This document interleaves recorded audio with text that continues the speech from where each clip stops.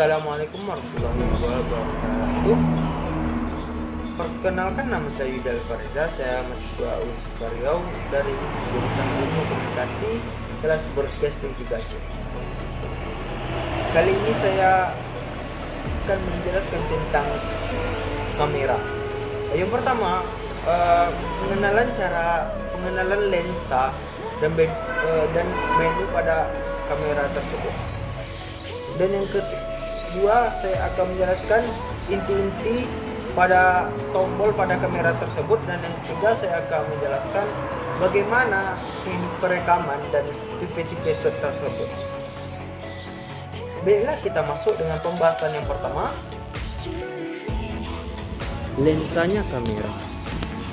Lensanya kamera itu merupakan alat vital dari kamera yang berfungsi memfokuskan cahaya hingga mampu membakar medium penangkap. Terdiri atas beberapa lensa yang berjauhan yang bisa diatur sehingga menghasilkan ukuran yang ditangkapan, gambar dan variasi fokus yang berbeda. Kemudian kita akan mengenali beberapa jenis lensa, seperti yang pertama, lensa kit atau yang disebut lensa yang biasa atau normal saja. Ini juga disebut lensa normal, berukuran 18 sampai 55 mm dan memberikan karakter bidikan natural. Gambar yang dihasilkan tidak akan beda jauh dengan apa yang dilihat oleh mata. Dan yang kedua, lensa wide angle. Lensa jenis ini dapat digunakan untuk menangkap subjek yang luas dalam ruang sempit. Karakter lensa ini adalah membuat subjek lebih kecil dari ukuran sebenarnya. Dengan lensa ini juga kita dapat memotret lebih banyak orang yang berjejer jika dibandingkan dengan lensa kit di dalam ruangan. Dan yang ketiga, lensa tele. Lensa tele merupakan kebalikan dari lensa wide angle. Fungsi lensa ini untuk mendekatkan subjek namun mempersempit sudut pandang. Yang pandangannya sempit, lensa tele akan mengaburkan pandangan sekitarnya. Namun hal ini tidak menjadi masalah karena lensa tele ini memang digunakan untuk mendekatkan pandangan dan memfokuskan pada objek yang ditujunya. Dan yang keempat, lensa fix. Lensa fix adalah lensa dengan panjang fokus tunggal. Lensa fix ini sering dikatakan mempunyai nilai lebih pada ketajaman hasil citranya. Dengan ukuran yang lebih kecil, lensa ini tetap mempunyai bobot yang lebih ringan dan harganya lebih murah bila dibandingkan dengan lensa zoom yang lain pada mutu yang sama. Lensa ini prima juga mempunyai kelebihan pada kecepatan lensa dengan diameter tingkap yang besar, atau sebuah lensa tetap menjadi lebih handal untuk digunakan pada pemotretan low light fotografi dan menimbulkan efek blur dengan kedalaman ruang yang rendah. Dan pada bagian samping lensa tersebut terdapat tombol fokus yang terdiri dari dua mode, yaitu autofocus dan manual focus. Bila kita menggunakan mode auto, maka berarti kerja fokus digerakkan oleh mesin secara otomatis. Namun jika Anda memilih mode manual, maka kerja fokus harus digerakkan secara manual. Oke, selanjutnya kita menjelaskan tentang bodi atau beda-beda kamera. Oke, yang pertama, power switch. Power switch ini tentunya berfungsi untuk menyalakan dan mematikan kamera. Yang kedua, tombol shutter berfungsi untuk mengambil gambar. Yang ketiga, command dial. Pada dasarnya pengaturan cahaya terbagi menjadi shutter speed, ISO serta diafragma. Nah, command dial yang berfungsi untuk mengatur tingkatan ketiganya. Selain itu, tombol ini juga berfungsi untuk mengatur fungsi lain seperti white balance dan export composition. Yang keempat, tombol ISO. ISO memiliki fungsi untuk mengatur intensitas cahaya yang masuk ke kamera. Semakin besar, semakin banyak pula cahaya yang masuk. Dan yang kelima, tombol aperture. Tombol ini berfungsi untuk mengatur bukaan atau diafragma pada lensa. Yang keenam, mode dial. Tombol ini berfungsi untuk mengatur mode pengambilan gambar pada kamera. Mode-mode pada tombol ini pada dasarnya terdapat mode program full automatic, shutter priority, aperture priority, dan manual. Yang ketujuh, tombol menu. Tombol ini yang akan mengatur segala pengaturan dan operasi di dalam kamera. Misalnya seperti pengaturan auto, fokus, image quality, dan pengaturan flash. Yang 8, left whip switch, berfungsi untuk menutup cermin yang mengantarkan gambar ke viewfinder. Yang ke-9, tombol start stop video, yang berfungsi untuk melakukan perekaman. Yang ke-10, tombol lens release. Tombol ini berguna untuk melepaskan lensa dari bodi DSLR. Yang ke-11, tombol preview yang gunanya untuk melihat hasil foto pada layar LCD. Yang ke-12, tombol delete, berfungsi untuk menghapus foto maupun video. Yang ke-13, layar LCD memiliki multifungsi, yaitu untuk menampilkan keterangan settingan pada kamera. Yang ke-14, tombol stabilizer. Tombol stabilizer ini berfungsi untuk menstabilkan getaran oleh tangan saat memotret yang berpotensi membuat hasil foto atau video menjadi motion atau blur. Dan yang ke-15, tombol zoom, untuk memperbesar hasil foto dan juga memperdekat jarak objek. Yang ke-16, tombol Q.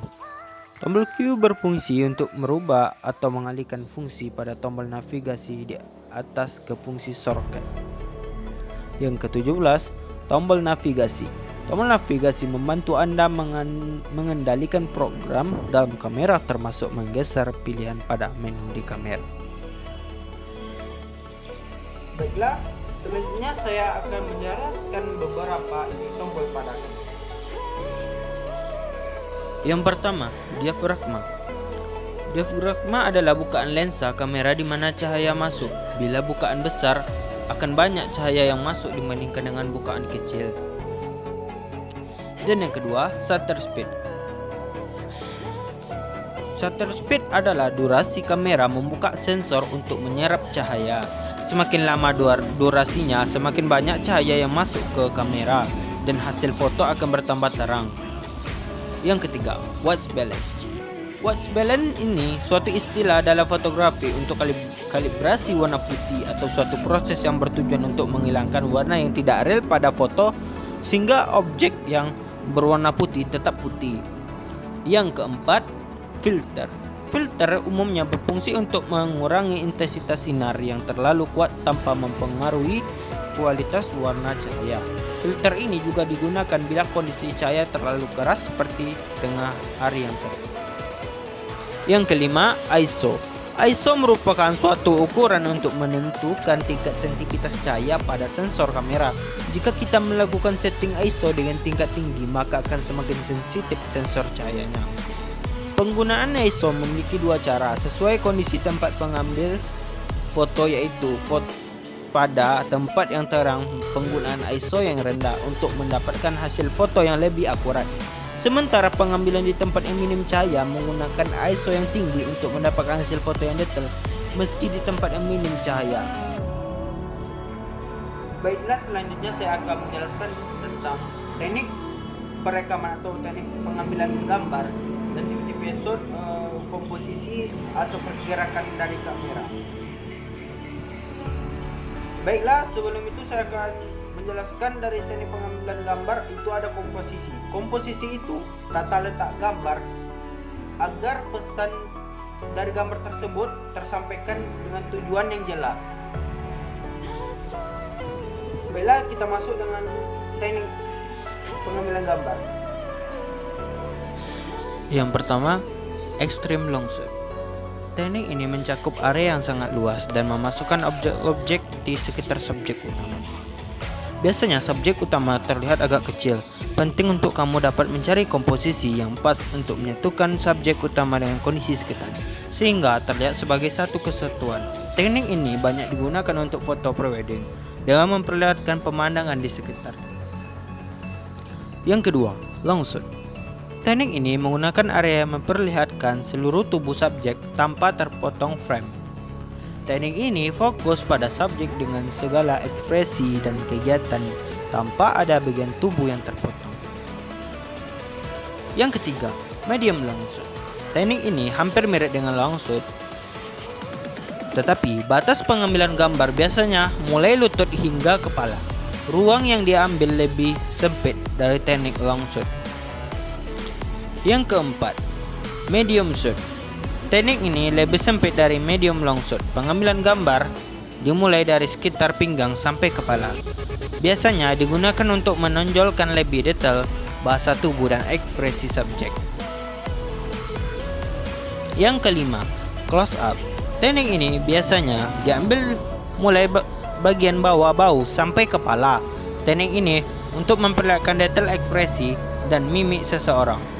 Biasanya digunakan untuk memotret ekspresi seseorang, misalnya juga memperlihatkan kerutan wajah pada subjek agar terlihat dramatis. Yang keenam, big close up. Teknik ini memotret mulai dari leher sampai atas kepala. Tujuannya sama dengan teknik close up, tapi lebih memperlihatkan detail ekspresi dan mimik wajah seseorang. Yang ketujuh, extreme close up. Teknik ini biasanya hanya fokus pada satu bagian tertentu, misalnya mata, hidung, atau bibir. Teknik foto ini banyak digunakan untuk gambar katalog seperti produk kosmetik. Baiklah, untuk penjelasan yang terakhir saya akan menjelaskan tentang kamera angle atau sudut pengambilan gambar. Masuk yang pertama. Yang pertama, bird's eye view.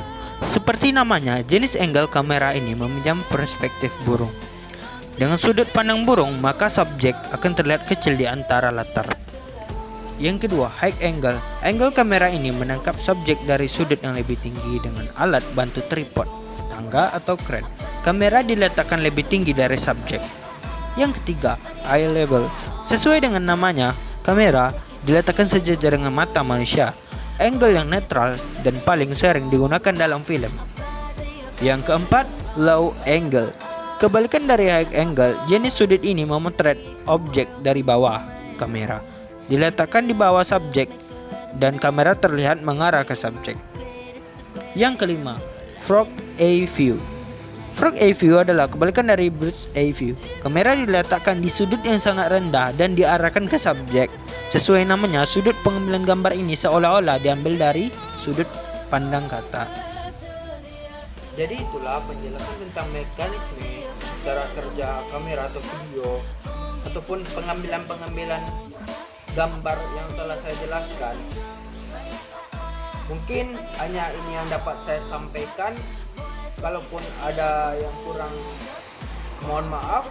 Wabillahi wa taufiq wal hidayah. Wassalamualaikum warahmatullahi wabarakatuh.